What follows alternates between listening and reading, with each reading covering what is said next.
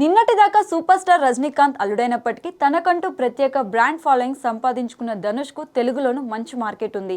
Raghuvaran BTech తర్వాత ఇక్కడ అభిమానులు ఏర్పడ్డారు. తర్వాత కొన్ని ఫ్లాపులు కొంత గ్యాప్ పెంచినప్పటికీ సార్ లాంటి టాలీవుడ్ స్ట్రైట్ మూవీ చేయడం ద్వారా మనకి ఇంకా దగ్గరయ్యాడు. హీరోగానే కాక దర్శకుడిగాను తనను తాను ఎప్పటికప్పుడు ప్రూవ్ చేసుకుంటున్న ధనుష్ ఇవాళ ఇడ్లీ కొట్టుతో ప్రేక్షకుల ముందుకొచ్చాడు. నిత్య మీనన్ హీరోయిన్గా నటించిన ఈ ఎమోషనల్ డ్రామా ఎలా ఉందో చూసేద్దాం. అనగనగా ఒక చిన్న పల్లెటూరు. శివకేశవ చేసే ఇడ్లీలంటే ఆ ఊర్లోకి పంచప్రాణాలు. కొడుకు మురళి హోటల్ మేనేజ్మెంట్ చేసినప్పటికీ అక్కడ ఉండటం ఇష్టం లేక బ్యాంకాక్ వెళ్ళిపోయి పెద్ద 5 స్టార్ హోటల్లో ఉద్యోగంలో సెటిల్ అవుతాడు. దాని ఓనర్ కూతుర్నే పెళ్లి చేసుకోవడానికి రెడీ అవుతాడు. ఎంగేజ్మెంట్ జరుగుతుండగా తండ్రి చనిపోయిన వార్త తెలిసి ఇండియాకు వస్తాడు మురళి. కానీ పరిస్థితులు వెనక్కి వెళ్ళనివ్వవు. ఈ క్రమంలో సదరు యాజమాని అయిన కొడుకుతో శత్రుత్వం ఏర్పడుతుంది. ఆ తర్వాత జరిగేదే అసలు స్టోరీ. పల్లెటూరు నేపథ్యంలో తీసే సినిమాల్లో మట్టి వాసన ఉంటుంది. సరిగ్గా చెప్పాలే కానీ ప్రతి ఒక్కరిని బాల్యాన్ని అమ్మమ్మ తాతయ్య ఊళ్ళకు లాక్కెళ్తుంది. ధనుష్ అలాంటి ప్రయత్నమే ఇడ్లీ కొట్టుతో చేయబోయాడు. లైన్ పరంగా చూసుకుంటే ఇందులో పాయింట్ చాలా చిన్నది. హీరో మీద ఇగోకు వెళ్ళిన విలన్ వల్ల అనుకోని సంఘటనలు జరగడం తప్ప పెద్దగా చెప్పుకోవడానికి ఏమీ ఉండదు. కానీ ఎమోషన్ని బలంగా చూపడం ద్వారా ప్రేక్షకుల హృదయాలను తాకాలనే ఉద్దేశంలో ఉన్న ధనుష్ డ్రామా పాలు మరి ఎక్కువగా రాసుకోవడంతో ఇడ్లీ కొట్టు చాలా భారంగా నడుస్తుంది. తొలి 20 నిమిషాలు మురళి పరిచయం, Shalini Pandey love, Sathyaraj family buildup ఇలాంటివన్నీ వేగంగా చూపించాక ఊరికి వచ్చాక జరిగే సన్నివేశాలు నెమ్మదిగా సాగుతాయి. ఒక్కో పాత్రను రిజిస్టర్ చేసే క్రమంలో సన్నివేశాలు లాగ్ అవ్వడాన్ని ధనుష్ గుర్తించలేదు.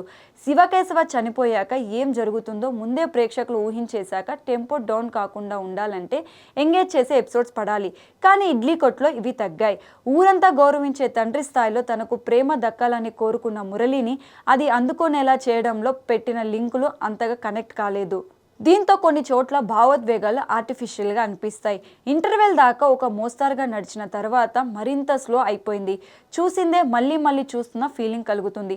ఎమోషన్ హెవీగా ఉండాలనే ఉద్దేశంతో ధనుష్ పాత్రను కొట్టడం, అవమానించడం, చివరికి హత్య చేసేందుకు పూనుకోవడం ఇవన్నీ మోతాదును మించిపోయాయి. దీంతో సానుభూతి కాస్త అసహనంగా మారుతుంది.